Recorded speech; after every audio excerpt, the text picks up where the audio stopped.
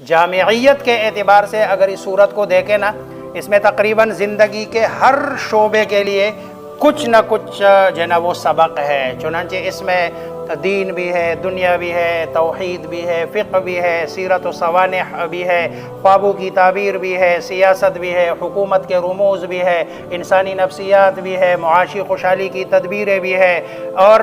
حسن و عشق کی داستان بھی ہے، زہد و تقوی کی دستگیری بھی ہے، اس میں انبیاء اور صالحین کا تذکرہ بھی ہے، ملائکہ اور شیاطین کا بھی، جنات اور انسانوں کا بھی، چوپایوں کا، پرندوں کا، بادشاہوں کا، تاجروں کا، عالموں کا، جاہلوں کا، ان سب میں ان کے لیے کہیں نہ کہیں کوئی نہ کوئی